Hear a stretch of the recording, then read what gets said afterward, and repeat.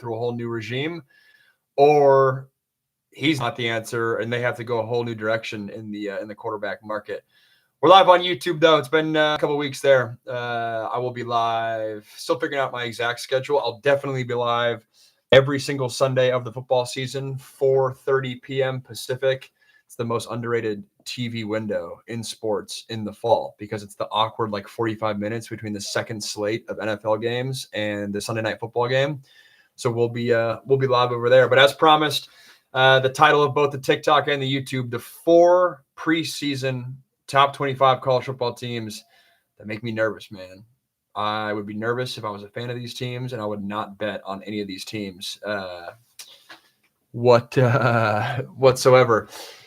First one, man, is my old head coach, Lane Kiffin in Ole Miss. People love what Austin Simmons, their new quarterback, can be. People point to the transfer portal, but I'm of the stance, if it didn't happen last year, when's it going to happen? Because last year was the perfect storm for Ole Miss. And I know from the program standpoint, that was one of their best years. But they underperformed. The fact that they didn't make a 12-team playoff, they underperformed. They let some games go, lost to Kentucky, lost to Florida. And I called an Ole Miss game, and people raved about Jackson Dart's leadership and the impact he had on that team. Maybe it's a reason that he went to the Giants. But with him being gone, that leadership component, especially when you have a heavy portal team, and not only a portal team, but dudes that are getting paid bank. I saw it with USC under Caleb Williams. There can be somewhat of a all-star team type culture that is created. That's not how you win college football games. You got to be all united. I could see Ole Miss being the team that underperforms this year because we're putting a lot of trust in Austin Simmons driving the car. Well, the dude that was a first-round quarterback last year still didn't even get him to the CFP. I like Jackson Dart. I like Lane Kiffin as a head coach, but I think this is the year where the transfer portal identity of having so much turnover when you have a brand new quarterback, when you just let go of one of your your 3-year starter, in an SEC that is stacked and in the SEC that has a lot of teams that are right in that same tier as Ole Miss, I could see them being the team that falls short because there's 8 SEC teams that people are all fired up on. They can't all 8 be great. One of them has to be teams 6, 7, and 8. I think Ole Miss could be that team. Second team for me, for a lot of the same, that last point is the same logic, but Florida scares me. Where it's similar to Ole Miss is, again, the SEC is loaded. So if you like South Carolina and you like Texas A&M and you think Missouri might sneak up on people and you don't think Tennessee is going to take a step back, I'm of the camp that I think Alabama is going to be really good. Obviously, you have Texas, Georgia, the whole deal. Florida is a team that gives me a lot of hesitation. You look at their schedule and it's 6 of their first 8 games the opposing fan base is probably expecting to win. That ain't a good spot. DJ Lagway, his health, and just some of the weird stuff that you read. You never I'm not in the program, so you never know what to make of it. But when you have a returning starter, that's what DJ Lagway was last year, there just should be none of this. You don't see this with a Drew Aller. You don't see this with a Garrett Nussmeier, but there's just stuff with DJ Lagway. I think he'll be a stud. I think he's really good, but it wouldn't surprise me if he misses 2, 3, 4 games. And that could be the difference in Florida's season. The pressure is going to get stupid high for Napier in September if they're not winning. So Florida is a team to me. And while I say that, let's pull up their schedule real quick, just so it's not just lip service for me. Check this out. Gage, getting to that team real quick. They may or may not be on my list. All right. Florida's going to be 2-0, but then they go LSU, Miami, Texas, Texas A&M, 4 ranked games in a row. Mississippi State, they'll win that. Then they got Georgia. That is a gauntlet. Then they got Ole Miss, Tennessee, and Florida State to end the year. That is an absolute gauntlet. Florida makes me concerned. And right on cue, my guy, Gage Benevito. Great last name. My number 3 team that concerns me this college football season is ASU. I am always wary of teams that seem to strike gold, strike perfect momentum in one year, so then we all buy in that that's exactly what's going to happen the next year. Football doesn't work out that way. I think Cam Scadaboo was the heart and soul of that team. I believe Sam Levitt is a really good college quarterback. I'm not there on his NFL trajectory yet. I'm interested to see how he settles in now that he is the dude. And it's not this, I'm the underrated guy. I got a chip on my shoulder. People doubted me. It could go one way. It could go Baker Mayfield, and you could go on a Heisman Trophy with that. That's great. Or it can go, who's another quarterback that had this like heavy chip on your shoulder, and then it becomes just it's no longer a chip on your shoulder. It's dead weight on your shoulder. Who's a quarterback that did that? I mean, Johnny Manziel in the NFL. But you guys get my point. I'm Sam Levitt, really good college quarterback. I'm still waiting see mode to see if he's a first round pick. I think he can get there. I love Kenny Dillingham, but my gut is just that ASU struck the perfect momentum last year. They got rolling. They got momentum and started beating a lot of good teams in the Big 12, but not necessarily great teams. We focus on that matchup versus Texas, which was a great matchup. But I'm concerned, and my same logic for me with the Commanders. The Commanders were a year ahead of schedule last year, and the Broncos, both those teams, year ahead of schedule last year. It would not surprise me if they take a small step back. I don't think ASU is going to be bad. I think ASU will be in contention for a Big 12 title, but a lot of people have them repeating as Big 12 champs, be right there in terms of contending for a CFP win. ASU, I'm a little bit slow to roll there. Also because of you got Baylor, you got Utah, you got Kansas State and Iowa State, who we already saw. TCU, we'll see what they do week 1 versus Bill Belichick, but Arizona State makes me nervous. And then the last one, before I get into your guys' questions, the last team that makes me super scared. And on that note, too, announcement this morning for anyone that follows me on X, signed a deal with ESPN, so I'll be calling ACC games for them this year. That press release came out this morning. Don't know if I'd be here without all the social media follower support over the years. So all love to you guys for that. If you've been following the content journey since I was posting YouTube videos in 2018, I see you. Drop a comment there, maybe if you're one of those guys. But I say that now because Miami scares me. Miami scares me, which is also why I like the pool of Louisville, Pitt, Georgia Tech, one of those teams to sneak up into the ACC title game against Clemson. Miami scares me for a few different reasons. They seem to have a knack to underperform, 1. 2, it's easy to be like, oh, Carson Beck will follow the Cam Ward model. I have been on a record from last July. Carson Beck has not shown us that he is an elite guy. He has the talent to get there. He's had the supporting cast to be point guard mode. He is a good college quarterback, but he's nowhere near Cam Ward. And the fact that it's almost just kind of rinse and repeat for Miami, and I'm aware how stacked their roster is on paper, but Carson Beck's not there, and his arm injury, the elbow thing, that to me is concerning. As a dude who had a shoulder injury, that on paper my shoulder's good to go. I can work out every day. I can swing a golf club. I can do overhead presses. The second you give me a football, my shoulder locks up, because when you're throwing the football, one small little muscle in your elbow or your shoulder can plant a seed in the back of your mind that you're not confident. That to me, with that right elbow injury for Carson Beck, that makes me super nervous. Plus the take that I've been saying for 18 months, we anointed Carson Beck too early. Miami is a team that I would stay away from a betting perspective, and they're a top 10 team. They could be the team that's outside the top 25 after this year. And if that happens, because there's only so many wins to go around, this is another take that I have.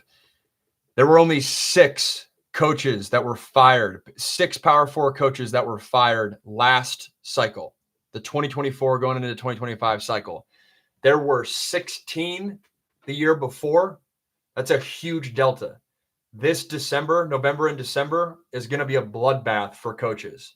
I'm not going to call out specific names, but there's only so many wins to go around, and there are a lot of prestigious programs that if they find themselves 500 or worse, could find themselves and their coach on the hot seat, or not even on a seat, out the door, in the bus, on the tarmac, for a Lane Kiffin reference. And out the door. I think that's the reality of things. There's just too many prestigious programs in that middling zone that something's got to give this year. And then the whole John Gruden thing, that one's interesting too. We're like today's day and age, if you're not hyped on your guy, you might cut bait in September to position yourselves ahead of the curve. That's what USC did with Clay Helton firing him. They fired him like September. That's what who was I just talking to? What other school did that? Early September firing. Was it Ed Orgeron? Les Miles? I don't know. But anyways, those are the 4 teams that scare me. Ole Miss, Florida, Miami, Arizona State. Arizona State, I would stay away from their betting lines. I feel like it's good info for you guys too. You can hold me accountable because I don't think people are saying that. I don't see anyone who's talked down on Ole Miss. People are talking about Florida's schedule being tough. Miami, all right, that might not be a super groundbreaking take, but Arizona State, man, people are all in on Arizona State. I love Kenny Dillingham. I'm all in on Arizona State being a sleeping giant, but I think the momentum, they struck perfectly with the momentum last year. I think it's going to be hard to repeat this season. They go to Salt Lake. Love Utah as a sleeper team. All right, TikTok, what questions we got here? If I went to the Salvation Army looking for Joe Burrow, I'd find this guy. You know it, Nolan. There we go. Fafita last year. Exactly. Arizona last year. Kind of ahead of the curve. I mean, they lost a head coach. That's different. But, getting ahead of things, and then it's hard to repeat in year 2. You look like a Joe Burrow and Jared Goff. It's either that or Joe Burrow and Peyton Manning. Is that who I think it is? Oh, that's funny. Someone's profile name is Deshaun Kaiser. I know Deshaun. I saw him last summer. What's going on? Big Ten sleeper, in your opinion? To me, it's got to be Iowa. I like Iowa and USC. Iowa, USC, and Nebraska, but I'll stick with one. Iowa is interesting to me. Their transfer quarterback, Gronowski, stud coming from the FCS level. Iowa's always in the mix. They're one team. And I like USC. This is the first time in my media career. This is year 7 of me on this side of the table. First time nobody is talking about USC. It's never happened. Even in the Clay Helton era, there was reasons to get fired up, right? Clay Helton had, Drake London and Amon-Ra St. Brown and Bayless Jones and Tyler Vaughn's at receiver. Like, oh, USC's offense could be crazy under Clay Helton. The early days of Lincoln Riley, Caleb Williams, that whole deal. Jackson Dart, those, him coming back. Or I guess he left it for his true freshman year. But anyways, like the excitement of what he could be, nobody is talking about USC. I think USC, this should be the best defense Lincoln Riley's had at USC. That's encouraging. I think the fourth quarter collapses will not hold true again this year. I think that was like a statistical outlier. You couldn't do that again if you tried. So USC, man, it's a homer pick, but they're a team that sticks out to me. Does Florida State have a chance against Bama? I sneaky like that line. Florida State cover, Bama to win. I think that line's 14 points. You go 2 brand new coordinators for Florida State. Alabama's got to prepare for them both. Thomas Castellanos, that's the perfect scheme for him to be involved. And when you have a quarterback run game, if you find the right flavor of the run game in that specific day, there's a world where the defense just can't align, and you can at least hang in it for a couple quarters at least. So I think Florida State has a chance. I don't think they win, but that could be a sneaky cover play. Florida State keeping it close the first half. They go into the locker room, feeling all fired up on themselves. Feeding the rock to Deuce Robinson outside. Sorry, my little sticky thing screwed up. And but Alabama pulls away. Team Man says, Max, do you have an editor? I do. Lord Jimbo, good to see you, man. Backup QB Whisper. Appreciate the congratulations. Means a lot, man. Yeah, news this morning, ESPN just announced it. I signed a deal with them. I'll be calling games for the ACC, for their ACC coverage this year, which will be fun, man. Check it out. Is it natty or bust for James Franklin and Penn State? I think so. At this point. Sorry, my thing's just coming off. I'll put it down.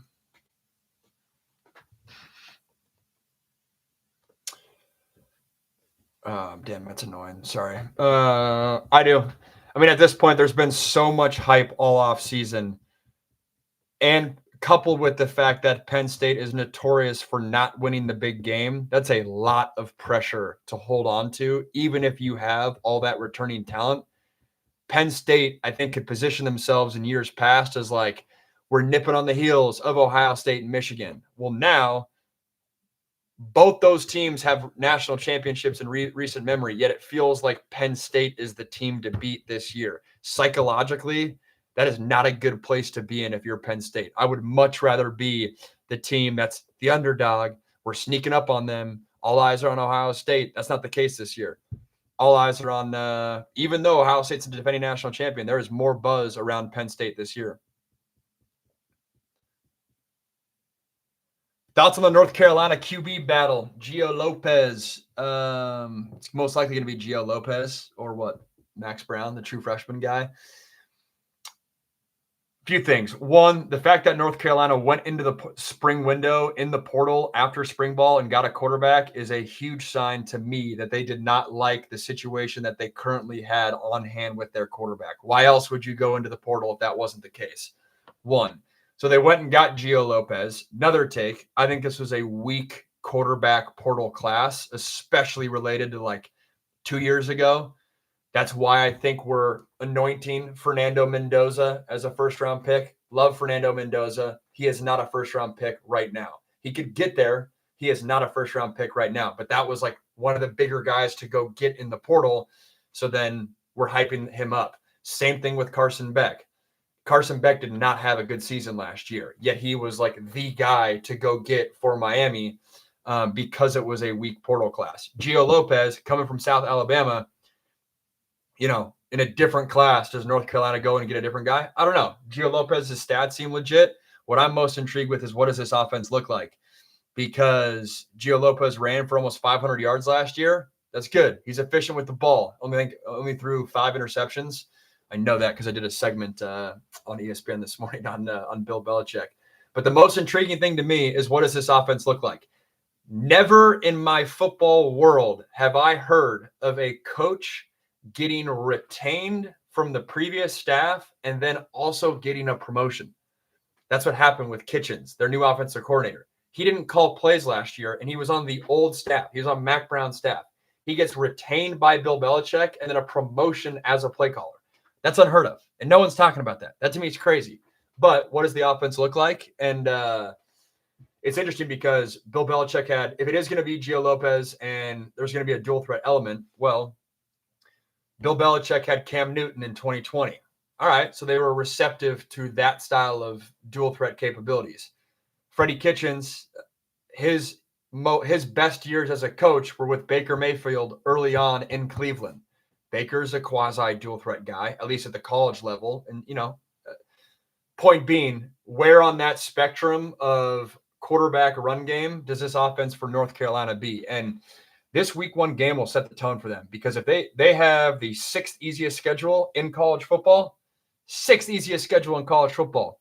One of their tougher games on paper is week 1 TCU. Monday night, this Monday, everyone will be watching. If they win that game, that's the type of momentum that they could get and have it, keep rolling the rest of the season.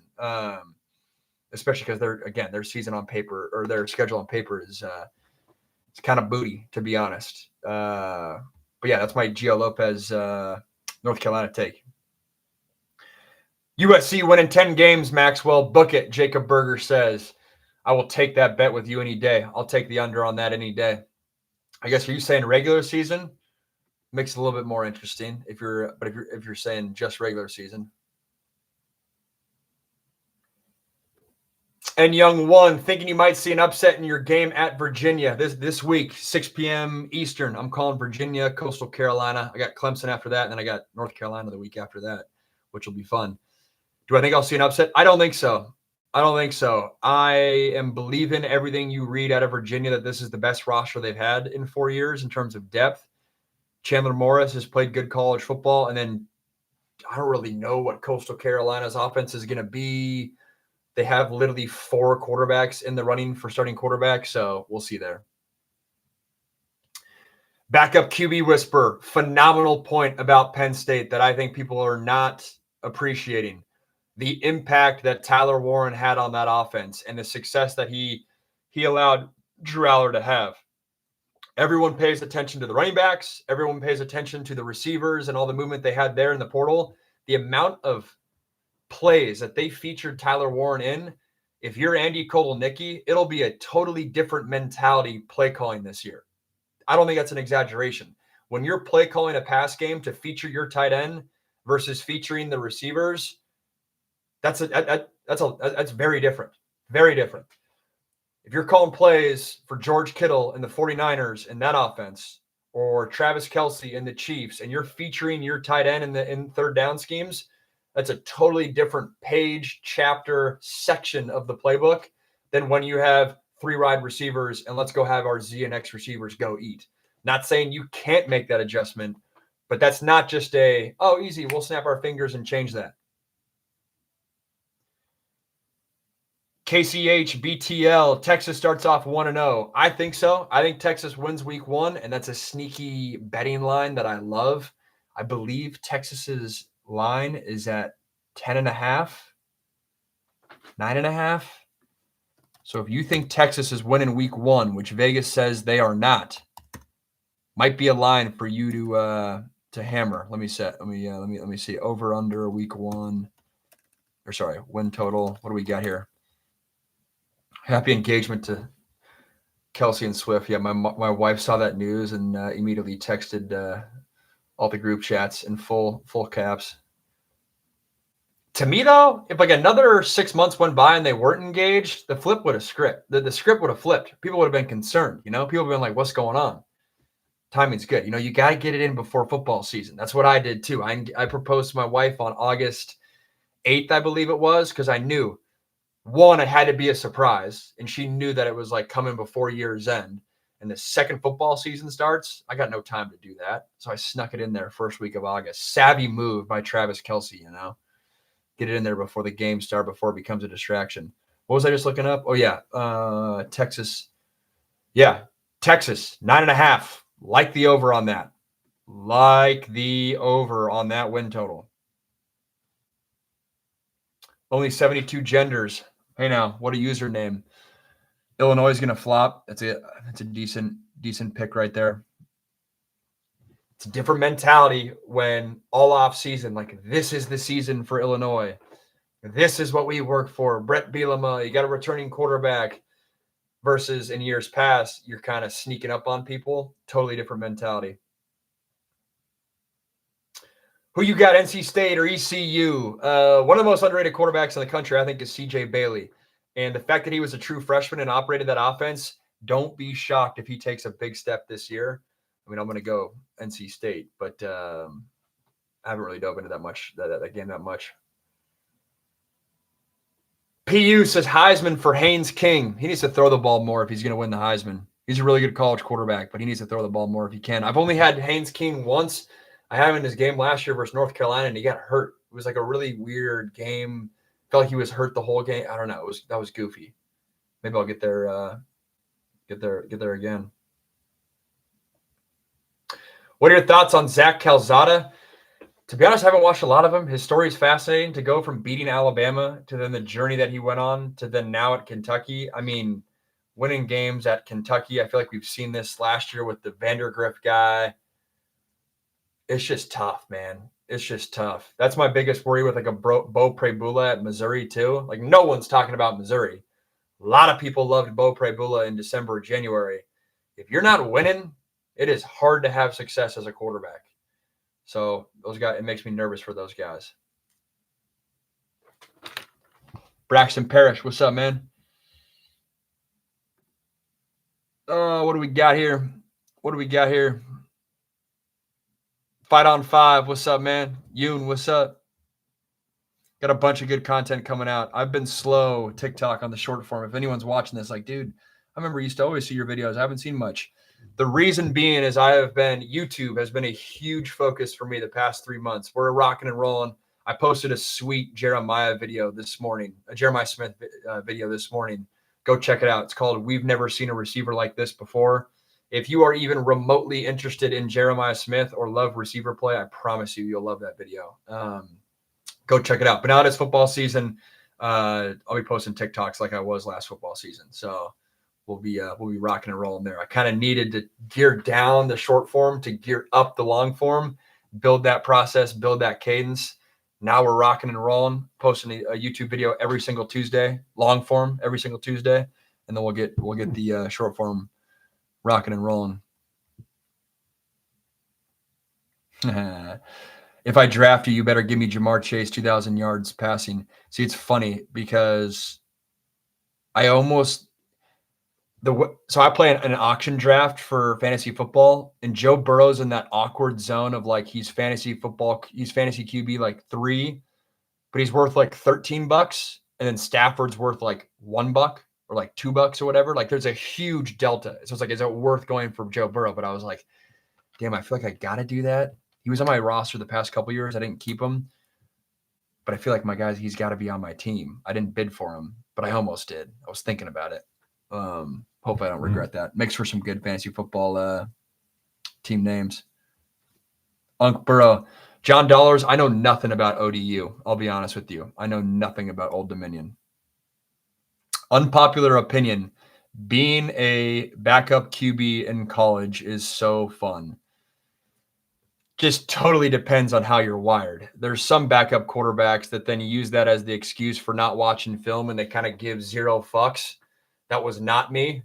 To me, it was I'm sitting on the sideline, one play away every single play and not actually playing. That to me was like more anxiety inducing. So it totally depends on how you're wired. Versus I played with some guys that, hey, when they were the backup, it was like, man, I'm just slinging the rock. And maybe I could have used some of that in my playing career, but that's not how I was wired. Blue Mountain State, Alex Moran is not real life.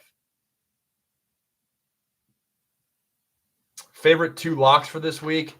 Yeah, my bad. Matt Hayes. I haven't really looked at the ton of the lines. I need to get into that. I was 64. I'll post the receipts, and maybe over there on YouTube, I'll put it behind my shoulder. Last year, I was 64% against the spread. Facts. I was in a league. I was like 120 and 84 versus the spread or whatever it was. We were rocking and rolling. We got to replicate that this year.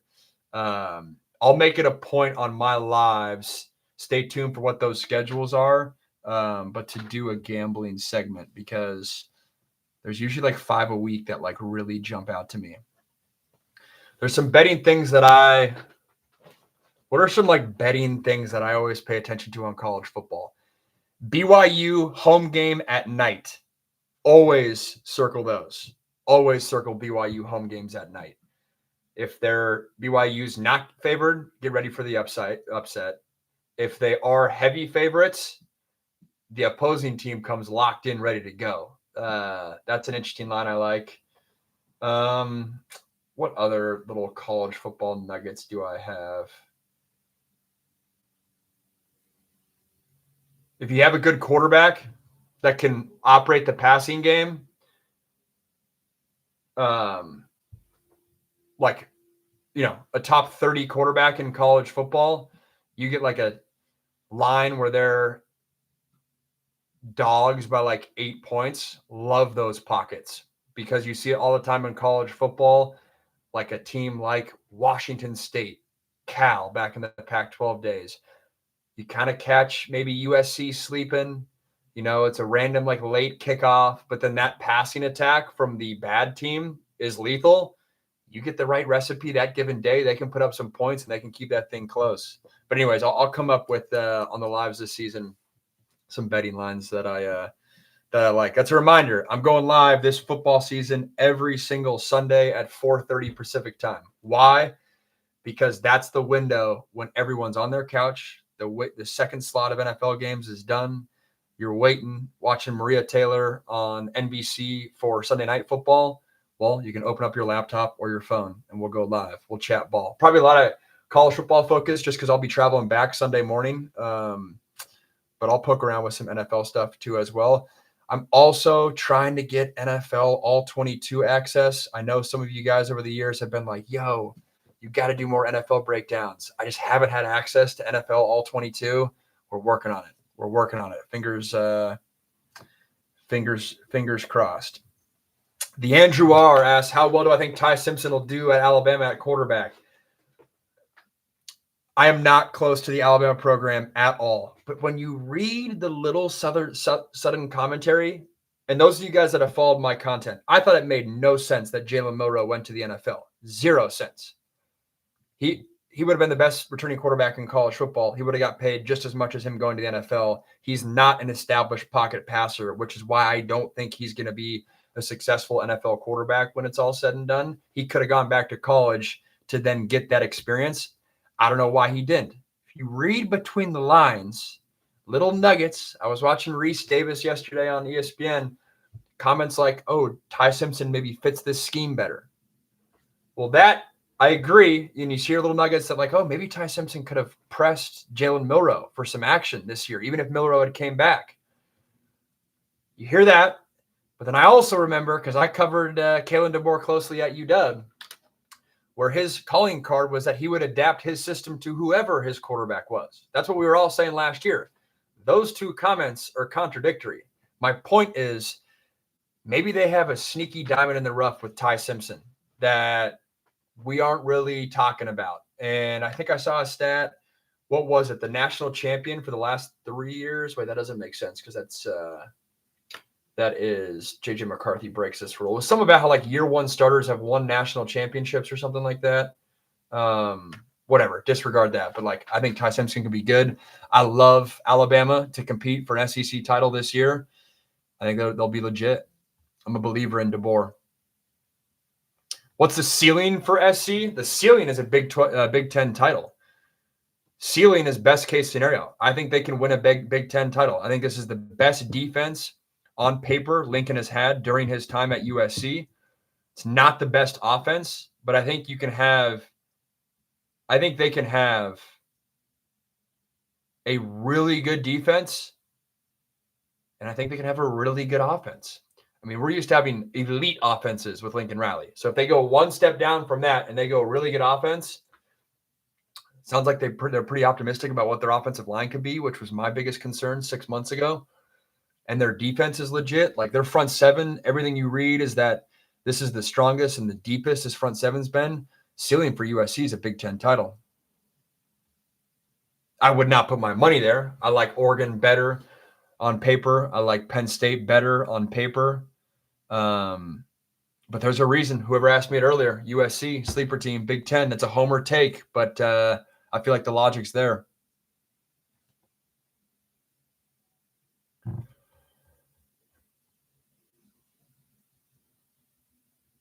Yeah, best defense he's had. As a former player, do you think college players try their best to win every game, or do they not care as much and take games off?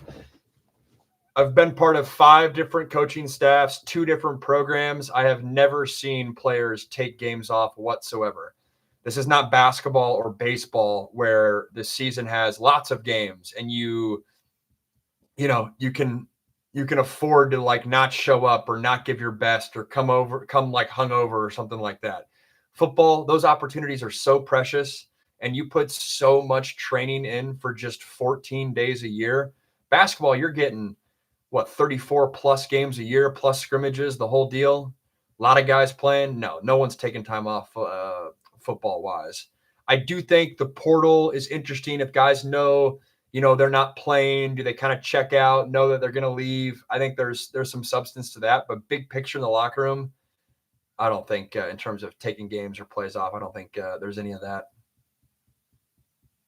Backup QB Whisperer says, oh, so what you're saying is bet Ty Simpson to win the Heisman. What's his odds?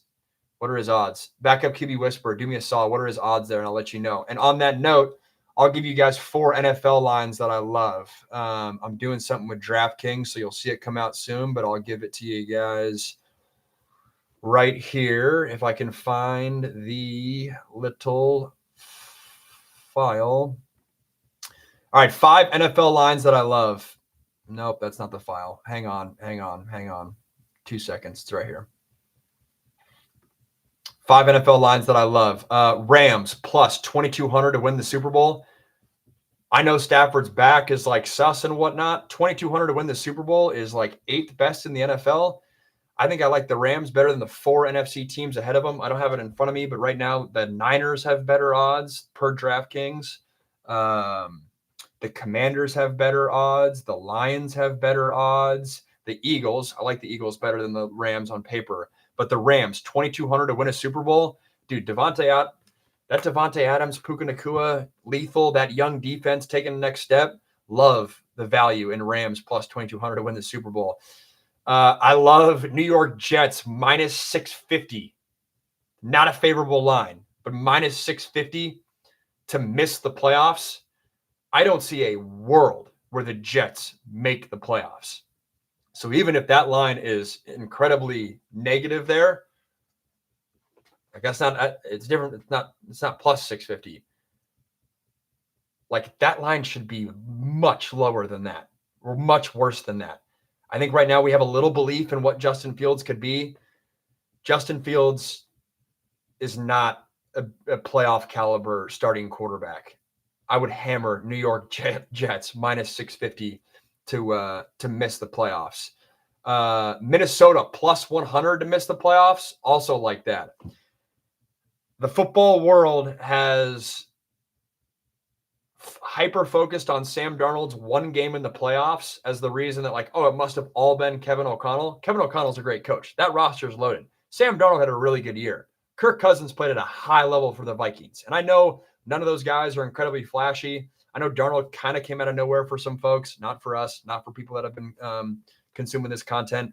I know Kirk Cousins is not flashy. I think we're underestimating how good those dudes were. We're underestimating how significant of an adjustment and contrast it'll be for JJ McCarthy. Plus, the NFC North is stacked. Minnesota plus 100 to miss the playoffs. I like that line a lot. And then the last line that I like, and someone please parlay this. I don't know if I'm allowed to say this, but then let me know after the season. And hey, if it hits, maybe, when you go to Vegas, I can buy you a drink or something like that. But the last line that I love, Michael Penix over 3,500 yards passing this season. By my count, there were only 7 starting quarterbacks, like full-time starting quarterbacks, that did not get over that mark last year. I think Penix is going to be a good NFL quarterback. Is he going to be a Pro Bowler, playoff caliber? We'll see. But I think he could be good for sure. He will be good. Only 7 quarterbacks didn't hit that mark last year. Kirk Cousins hit that mark last year.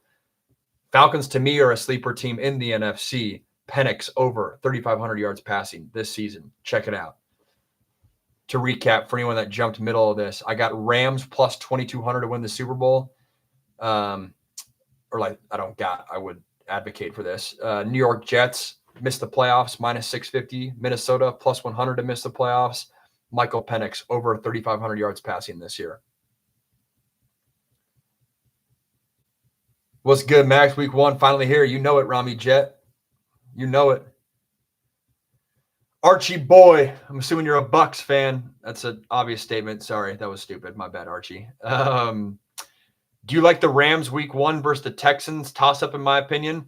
To be honest, I was on vacation last week in limited internet service. I have not read the exact update with Stafford's back, so I'm not sure there. I don't want to give you wrong or go wrong there. I like John Mateer to be the first pick this year if Arch stays. Ooh, Archie boy. I like that pick. I like it for a couple reasons. One, I've said this a couple times in the live. If you go back and watch 2023 Cam Ward film at Washington State, it is not as good as 2024 John Mateer film at Washington State. Cam Ward was the number 1 pick last year, Archie boy, as you know. That excites me. I think John Mateer's skill set will translate to the SEC. I think he's going to be a really good college quarterback. What I don't know yet is, does his whole game translate to the NFL? That's where I'm not all the way there yet. I mean, I'm taking what Archie Sr. said at face value, and that Arch could go back or will go back to school. But Archie boy, if I had to put, I don't know if I put money here, but I think Nussmeier will be the top guy. If you give Garrett Nussmeier a run game this year, I think he could light things up. And he already played well last year, in my opinion. But I like that take. Archie boy, I hope to see you on all these lives and we can check in on that take because week 2, next Tuesday, Archie boy, next Tuesday, I got a John Mateer long form YouTube video dropping. It's good stuff. Check it out. We're going to compare and contrast him and Baker Mayfield. So check that out. What am I calling that for you guys on TikTok when you can search it? I don't know. Go over to YouTube and know that that's coming Tuesday. Just dropped a Jeremiah Smith feature video. It's good stuff. Check it out. I compare his path to other all-time great receivers: Larry Fitzgerald, Randy Moss, AJ Green, Julio Jones, Justin Blackmon, in a cool, creative, unique way. So go check that out. It's called "We've Never Seen a Receiver Like This Before," which is contradictory because I'm comparing it to other receivers. But hey, I think I deliver on the promise. Your starting QB for every FBS vid was fire. Thanks for being a G. Gruntled boy. Appreciate you, man. Appreciate you. It's another YouTube video I posted a couple weeks ago. Had my best performing vid drop last week. What a quarterback competition. What a quarterback battle is really like. And it's funny, I didn't realize, this is how you know you're getting old. People clicked on that video thinking it was clickbait, thinking that, it's a thumbnail of me and Sam Darnold, thinking it's clickbait. And then I dive into the fact that every single quarterback competition that I was in college, every single dude ended up being an NFL starter. Cody Kessler, Sam Darnold, Ben DiNucci, and technically Kenny Pickett. Who wins, Bama or FSU? We talked about that like 20 minutes ago. I don't know if I love it. I'm intrigued. Stay tuned. I'm intrigued with that line. Go Florida State to cover 14 and but Bama to win. I could totally see it be slow first half. Alabama gets, oriented together. Florida State's quarterback heavy run game and Castellanos, which he's good, man. He's good. In this scheme, he could be good. They get some rhythm early. That's an intriguing line for me. Archie Boy says, yeah, I love the QB class this year with Nussmeier, Mateer, Sellers, Klubnik, but I think Sam Levitt ultimately might be better than all of them. Yeah, it'll be interesting too. And it's funny even hearing you say that because I put Mateer, Sellers, Klubnik, and Levitt all in the same bucket in terms of I don't know how their game's going to translate to the NFL. They all rely on their legs in some capacity. When you jump from college to NFL, your legs get mitigated real quick. And some of those guys like Levitt, Klubnik, their legs are a factor in a lot of third downs. I want to see those guys this year, big time, high profile game, win from the pocket on third down when the defense takes your legs away and completely. Can they have a game where they're 30 for 40, 66% on third down and just dicing people? The second that happens, Archie boy, let's hang out back on the live and they'll be a pick for me as a first round quarterback. But I don't think we're all the way there yet. To me, Nussmeier is there.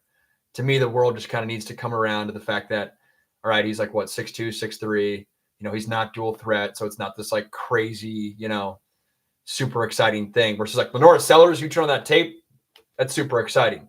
On that note too, YouTube video flopped. I thought it's great. I did a full Lenora Sellers breakdown. It totally flopped. What did I say? It's titled, Is Lenora Sellers the Next Cam Newton? I thought it was great. Go check it out if you're a SEC person for sure, or a quarterback guy.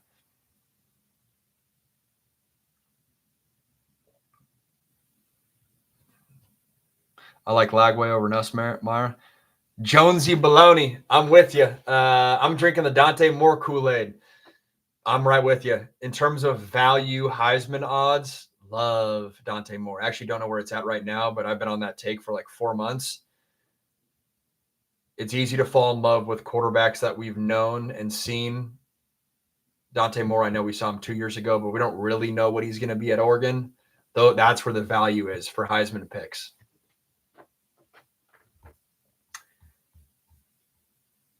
Backup QB whisper. Expectations for Darian Mensah. Duke is interesting this year, man. Duke is interesting because they're in that bucket in the ACC of Georgia Tech, Louisville, Pitt, Duke. If Virginia Tech's not in that bucket, their staff's probably fired. So I'll put Virginia Tech in there. Florida State's interesting. SMU. That's like 7 teams all in that little bucket behind Clemson and Miami. And I just think I like I like Georgia Tech better than I like Duke. I like Pitt better than I like Duke. I like Louisville better than I like Duke. So I could see Duke being solid, but they kind of snuck up on people last year. I think Mensa will have a solid year. I think Duke will be good in the ACC, but I'm not there on them for pushing for an ACC title bid because I like 5 teams ahead of them. Didn't even mention Syracuse.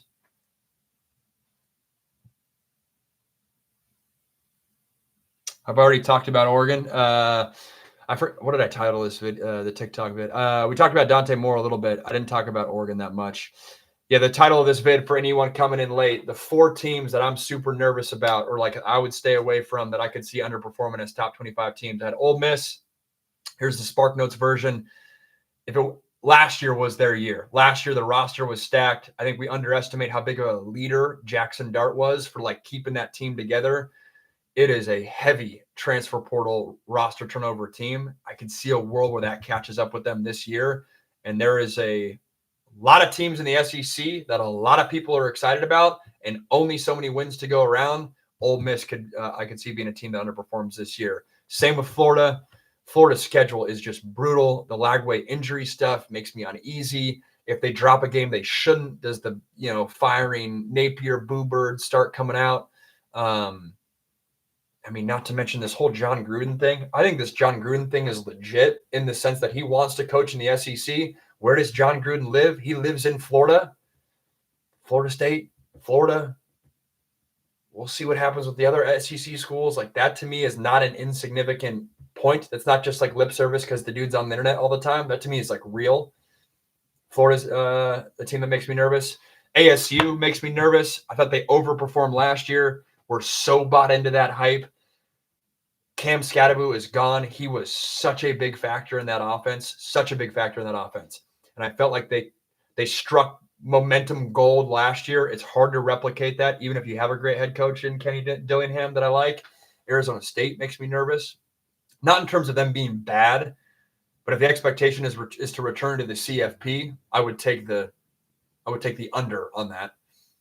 That's the right term to say it. And then Miami scares me. Carson Beck scares me. Miami in general scares me. Miami scares me. And because of what I said about the ACC, that second pot of teams, Louisville, Pitt, Georgia Tech and Pitt love their rosters right now in the grand scheme of what their rosters usually are. SMU, I've said this take before. If there is a quarterback that no one's talking about right now as a first-round draft pick, that could be a first-round draft pick that no one's talking about. People are talking about DJ Lagway. I guess he's a sophomore. People are talking about Nussmeier. People are talking about Drew Aller. People are talking about Levitt. People are talking about Cade Klubnik. Nobody's talking about Kevin Jennings. That dude is really good. Most of the college football world only saw him in 32-degree weather on the road at Penn State with an offensive line that had no business playing against that defensive line at Penn State. Kevin Jennings is good. It's really good. Could be really good. He's in his 3rd year, going into his 3rd year. That's always when quarterbacks make the biggest jump. Kevin Jennings is keep an eye out on him. He is the reason, and Rhett Lashley. He is the reason SMU's win total is like 8.5. That's a high win total for SMU. It's because of the belief in the quarterback. All right, guys. That'll wrap it up for today. I will be back. I'll be traveling Thursday. Stay tuned on all the socials for what my YouTube live schedule will be. My next live, for sure, book it, Sunday, 4:30 Pacific time. After you're done watching the second slate of NFL games, just switch on over. I'll be live there for the next hour. A lot of college football talk. Hoping that with those lives, the all 22 footage for all the college football games gets updated around like noon. I can watch that, so I'm not just giving you guys regurgitated takes, which I never will do. Hopefully, that's you guys know that. But you can't give the full picture of a game without watching the all 22. So hopefully that happens before those Sunday lives. But with that, it was fun. Numbers today were great. Appreciate you guys over there on YouTube hanging. Great Jeremiah Smith YouTube video that dropped today. Go check it out. Got another fun YouTube video dropping tomorrow. I'll talk about that on Sunday. And TikToks are coming. Week 1, baby. Football's here. Peace, guys.